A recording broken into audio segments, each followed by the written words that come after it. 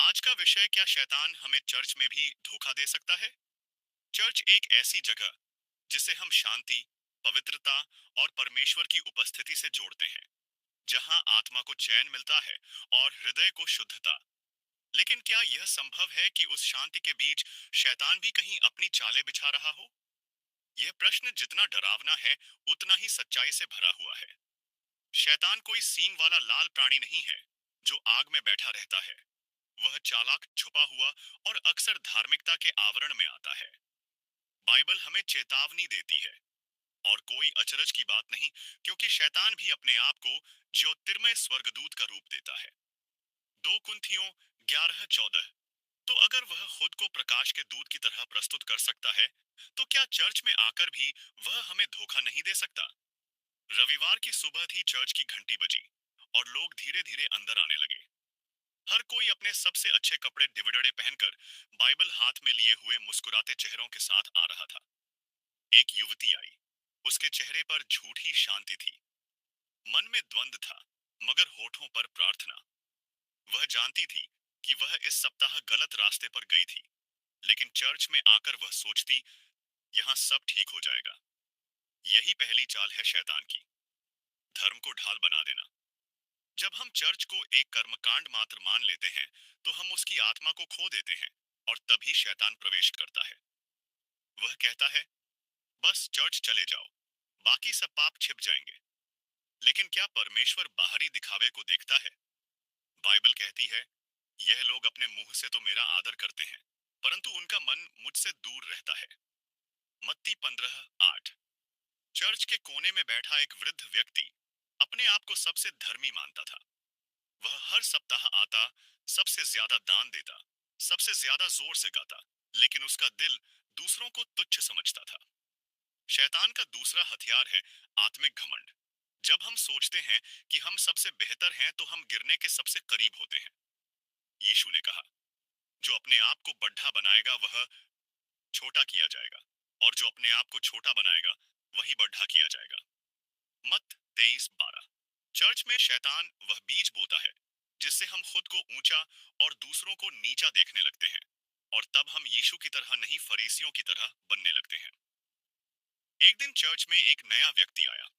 उसके कप डेढ़ साधारण थे। उसके हाथ में फटी हुई बाइबल थी। वह सबसे आखिरी बेंच पर बैठ गया, लेकिन कुछ लोगों ने उसे देखकर तिरस्कार किया। कौन है यह? कभी नहीं देखा इसे। शैतान तीसरी बार प्रवेश करता है, बाहरी बनावट को महत्व देकर। जब चर्च के लोग प्रेम की जगह आडंबर को अपनाते हैं, तब शैतान जीत जाता है। बाइबल कहती है, मनुष्य बाहर का रूप देखता है, परंतु यहोवा मन को देखता है।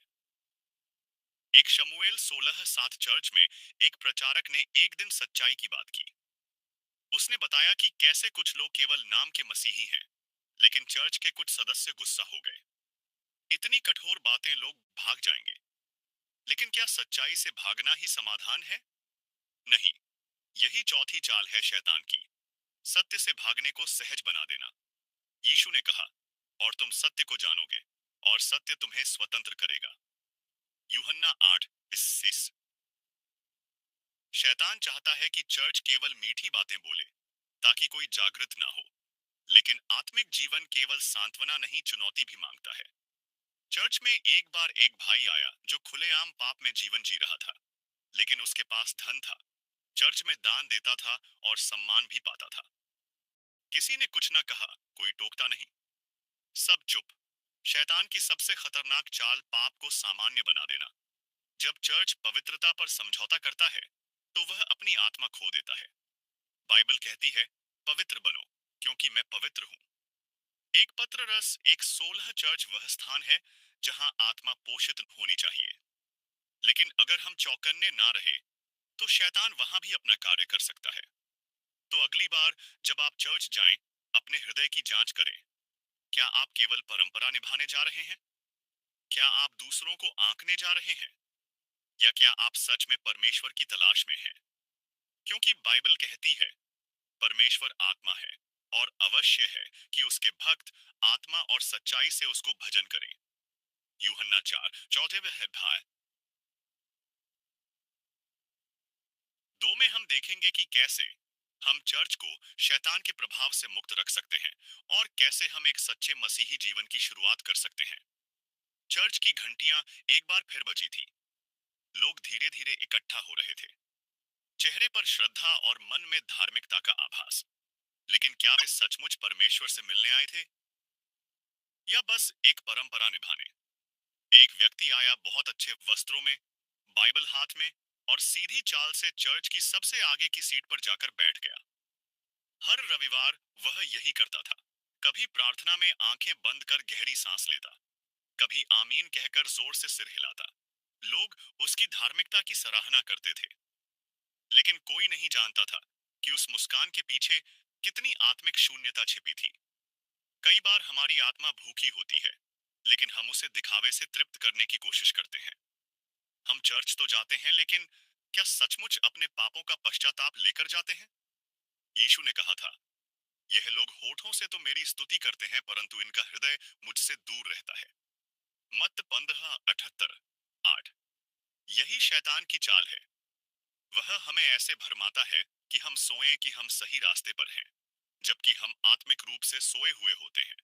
चर्च में एक और महिला थी जो हर बार दूसरों की गलती गिनाती थी। वह दूसरों को बताती कि कैसे सही कपड़े पहनने चाहिए, कैसे प्रार्थना करनी चाहिए और कैसे पवित्र जीवन जीना चाहिए। लेकिन वह अपने ही दिल के घमंड को नहीं देख पाई। क्या चर्च में जाना, दूसरों को जज करना और खुद को श्रेष्ठ समझना परमेश्वर की नजरों में धार्मिकता है?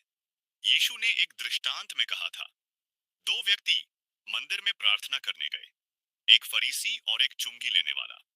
फरीसी ने खड़ा होकर मन में यूं कहा, हे परमेश्वर, मैं तेरा धन्यवाद करता हूं कि मैं औरों के समान नहीं हूं। लुका 18:10-11।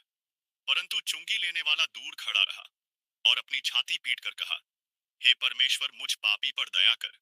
और यीशु ने कहा कि यही व्यक्ति धर्मी ठहराया गया। ये हमारे चर्चों की आज की तस्वीर है। हम कितने लोग हैं जो आत्मा की सच्चाई से टूटे हृदय से चर्च में जाते हैं, और कितने हैं जो धार्मिकता की आड़ में अपने घमंड को पोषित करते हैं। शैतान के लिए सबसे खतरनाक हथियार यही है। जब वह हमें यह यकीन दिला दे कि हम धार्मिक हैं, जबकि हम आत्मा से दूर हो चुके हैं। यह धोखा सबसे गहरा होता है, क्योंकि इसमें इंसान को अपने पतन का एहसास नहीं होता। चर्च का मंच अब कभी-कभी प्रदर्शन का केंद्र बन गया है। वहां पर शब्द होते हैं, लेकिन आत्मा नहीं। भावनाएं होती हैं, लेकिन परिवर्तन नहीं। गीत होते हैं, लेकिन टूटी आत्मा की पुकार नहीं। क्या आप कभी सोचते हैं कि क्या हमारी आराधना सचमुच आत्मा और सच्चाई में है? यीशु ने कहा था, परमेश्वर आत्मा है, और जो उसकी उपासना करते हैं उन्हें आत्मा और सच्चाई से उपासना करनी चाहिए। यूहन्ना 4:24। इस भाग में हम एक ऐसे युवक की कहानी सुनते हैं जो हर रविवार चर्च जाता था, लेकिन उसका जीवन पाप में डूबा हुआ था। उसके लिए चर्च एक ऐसा स्थान बन गया था जहां वह अपने अपराध बोध को छिपा सकता था। वह दूसरों को देखकर अपनी आत्मा को सांत्वना देता था, मैं उनसे बेहतर हूं। लेकिन एक दिन उसने एक छोटी बच्ची को चर्च के बाहर रोते देखा। उसने पूछा, तुम क्यों रो रही हो? बच्ची बोली, मैं चर्च में नहीं जा सकती क्योंकि मेरे पास अच्छे कपड़े नहीं हैं। युवक का दिल कांप उठा। उसे पहली बार एहसास हुआ कि वह तो बस बाहरी लिबास पहनकर परमेश्वर के सामने खड़ा हो रहा था, जबकि यह बच्ची बिना कपड़े के भी ईमानदारी से परमेश्वर के करीब थी। उस दिन के बाद उसने अपने जीवन की दिशा बदल दी। इस कहानी का सार यही है, चर्च में आना, आराधना करना, प्रार्थना करना, यह सब मूल्यवान है, साम मौसम है। लेकिन अगर इन सब के बीच आत्मा ना हो, सच्चाई ना हो, टूटेपन की पुकार ना हो, तो यह सब सिर्फ एक रूप बनकर रह जाता है। शैतान चाहता है कि आप रूप में उलझे रहे, कि आप सोचते रहे कि आप धार्मिक हैं, कि आप दूसरों को देखकर अपनी आत्मा को मापे। लेकिन परमेश्वर तो हृदय को देखता है। 1 शमूएल 16:7 में लिखा है, मनुष्य तो बाहरी रूप को देखता है, परंतु यहोवा तो हृदय को देखता है। इसलिए इस भाग का निष्कर्ष यही है, चर्च में जाकर भी हमें अपने हृदय की जांच करते रहना है। क्या मैं सच में परमेश्वर को चाहता हूँ, या मैं बस एक धार्मिक जीवन का दिखावा कर रहा हूँ? क्योंकि हो सकता है कि हम चर्च की दीवारों के भीतर बैठे हो, लेकिन हमारी आत्मा परमेश्वर से बहुत दूर हो।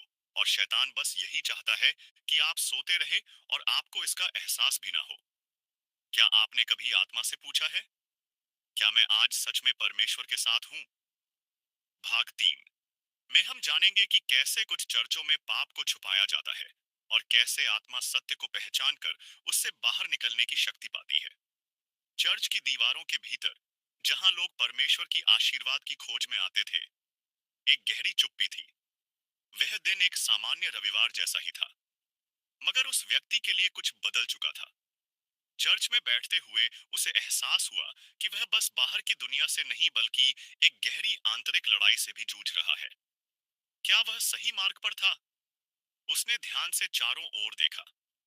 पवित्रता का दिखावा था, आत्मिक बातों का आदान प्रदान था, लेकिन क्या सच में लोगों के दिल परमेश्वर के पास थे? क्या हम बस अपने भीतर के शैतान से युद्ध कर रहे हैं, या फिर हम उस युद्ध को चर्च के भीतर भी झेल रहे हैं? सवाल थे, जवाब गहरे थे। यीशु ने कभी कहा था, तुम्हारे अंदर एक अंधकार है, और यदि वह अंधकार पूर्ण है, तो उस अंधकार का कोई अंत नहीं है। उस दिन चर्च में बैठते हुए वह अतीस व्यक्ति यह महसूस कर रहा था कि उसके भीतर एक गहरा अंधकार था। यह अंधकार शैतान का खेल था। वह हमें यह समझने से रोकता है कि हम आत्मिक रूप से कहां खड़े हैं। चर्च में बैठे लोग भले ही पवित्र प्रतीत होते थे, लेकिन क्या उनके दिल में भी वही अंधकार था? क्या हमारी इबादत, हमारी प्रार्थनाएं सच्ची थीं या सिर्फ समाज के दिखावे का हिस्सा? चर्च के वातावरण में बसा हर एक व्यक्ति, हर एक विश्वास एक परीक्षा से गुजर रहा था। क्या हम खुद से सच्चे हैं, या हम सिर्फ बाहरी दुनिया से छुपने की कोशिश कर रहे हैं? शैतान का असली खेल यही था कि वह हमें हमारे असली स्वरूप से दूर रखे, ताकि हम आत्मिक रूप से कमजोर हो जाएं। वह जानता था कि अगर चर्च की दीवारों के भीतर वह हमारे भीतर के भ्रम को बढ़ा सके, तो वह हमें उसके जाल में फंसा सकता था। चर्च में आए हर व्यक्ति की कहानी अलग थी। कुछ लोग सच में परमेश्वर के प्रेम में बसी एक सच्ची आस्था के साथ यहाँ आते थे, लेकिन कुछ सिर्फ दिखावे के लिए आते थे। और शैतान, जो हमारे जीवन का सबसे बड़ा दुश्मन है, उन्हें उनकी आत्मिक यात्रा से भटका देता है। वह उन्हें यह समझने नहीं देता कि उनके दिल का असली उद्देश्य क्या था। यह इस एक बहुत गहरी बात थी। कैसे हम जो परमेश्वर के भक्त कहलाते हैं, अपने भीतर के शैतान के जाल में फंस सकते हैं। शैतान ने कभी यह नहीं कहा था कि वह बाहर होगा। वह तो हमारे भीतर के विचारों में ही काम करता था। वह हमें अच्छे कार्यों में लुभाता था, लेकिन उसकी सच्चाई केवल दिखावा और झूठ थी। एक दिन उस व्यक्ति ने तय किया कि वह अपनी आत्मिक यात्रा पर सच्चाई से जुड़े सवाल पूछेगा। क्या वह अपने आधिकारिक रूप से परमेश्वर के प्रेम को समझते हैं, या केवल एक धार्मिक पहचान बनाए रखे हैं? और सबसे महत्वपूर्ण सवाल, क्या वह अपने दिल में सच्ची भक्ति रखते हैं, या सिर्फ अपने सामाजिक दायित्वों को निभा रहे हैं? उसने खुद से पूछा। क्या वह खुद एक सच्चा विश्वासियों के रूप में खड़ा था? क्या उसका जीवन परमेश्वर के प्रति सच्चे प्रेम का प्रतिबिंब था, या फिर वह बाहरी दिखावे में खो चुका था? और जैसा कि वह इस प्रश्न पर सोचता गया, वह महसूस करता गया कि सच्ची यात्रा अंदर से शुरू होती है, हमारे भीतर से। हमारी आत्मा की गहराई से यीशु ने कहा था, तुम जो कहते हो वही तुम हो।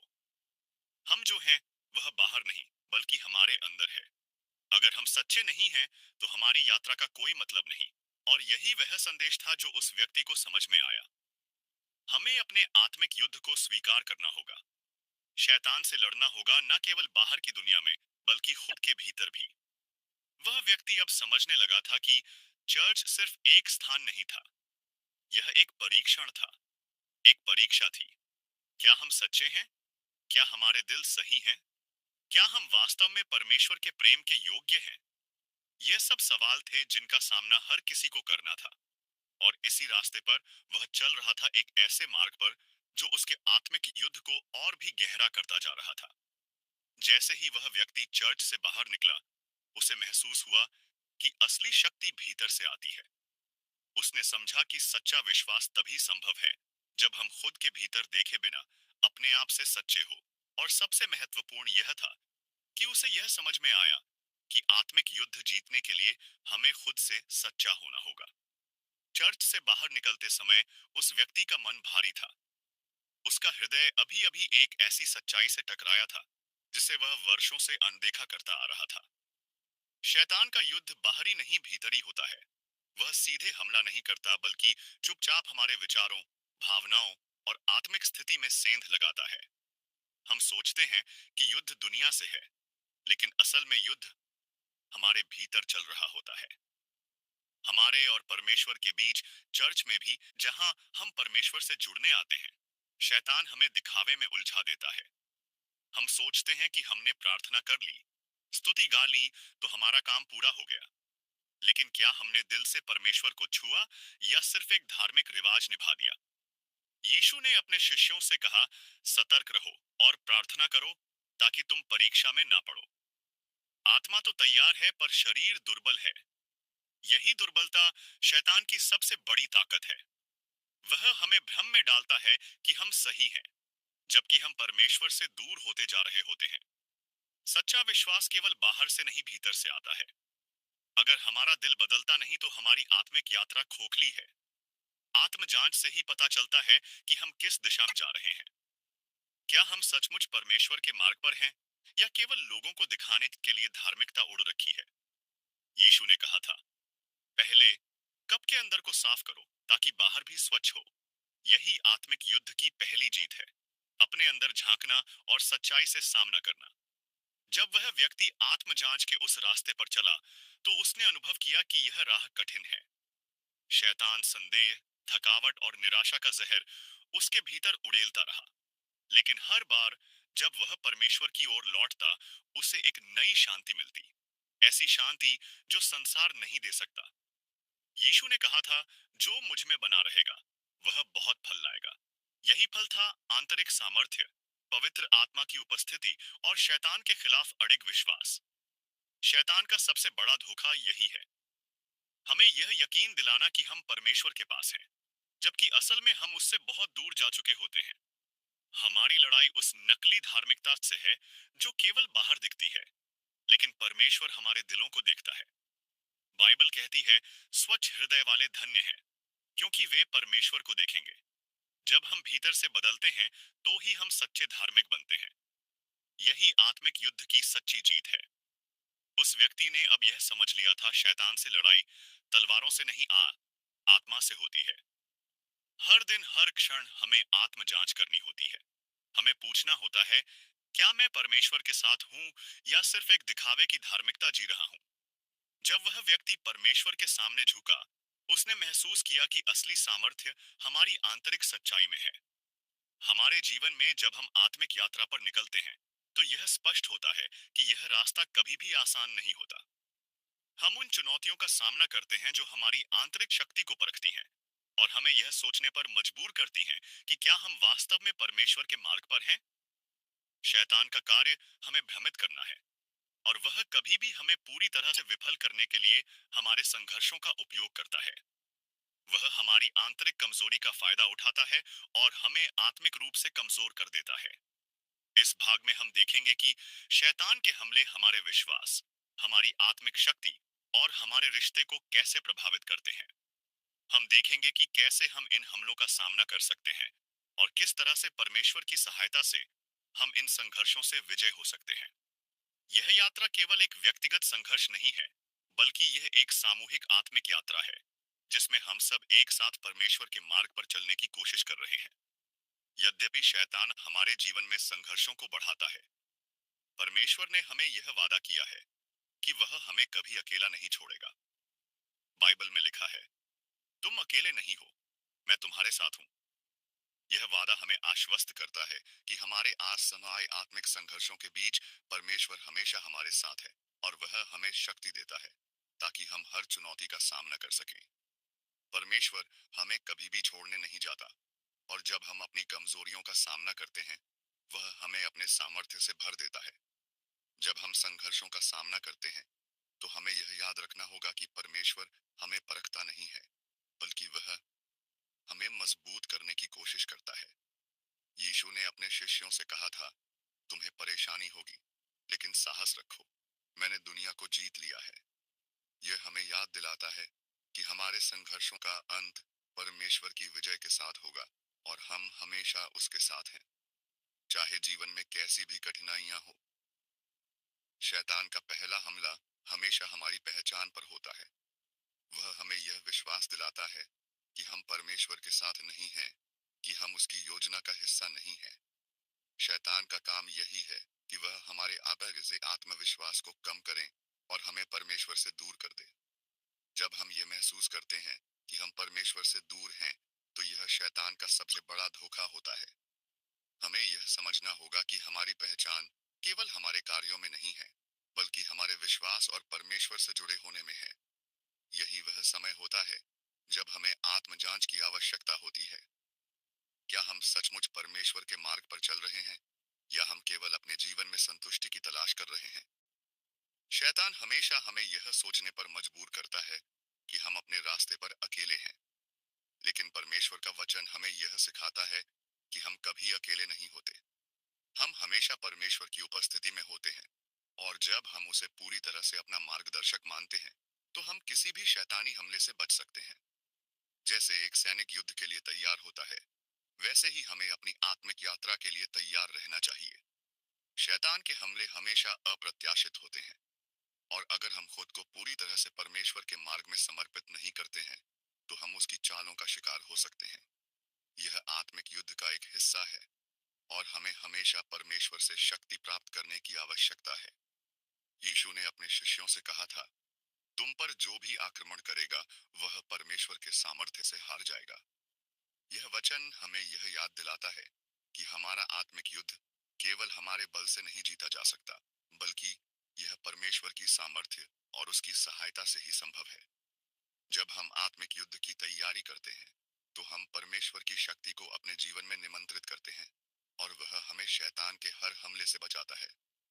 जैसा कि हम आत्मिक संघर्षों का सामना करते हैं, यह महत्वपूर्ण है कि हम अपनी आंतरिक स्थिति को समझें। हमें यह पहचानना होगा कि संघर्ष केवल बाहरी नहीं होता, बल्कि यह आंतरिक भी होता है। हमारे विश्वास और हमारी आंतरिक शांति के बीच का अंतर यही है कि संघर्ष के समय हम कैसे प्रतिक्रिया करते हैं। अगर हम परमेश्वर पर पूरा विश्वास करते हैं, तो हम अपनी परिस्थितियों से अधिक परमेश्वर की शक्ति पर ध्यान केंद्रित करेंगे। जब हम परमेश्वर पर पूरा विश्वास करते हैं, तो हमें शांति मिलती है। परमेश्वर हमें शांति का वरदान देता है, और जब हम उस शांति का अनुभव करते हैं, तो शैतान के हमलों का कोई असर नहीं होता। यह शांति हमें आत्मिक युद्ध में जीत दिलाती है, और हम परमेश्वर के मार्ग पर सही दिशा में चलते हैं। शैतान पर जीत पाने का सबसे प्रभावी तरीका है परमेश्वर के वचन से जुड़ना।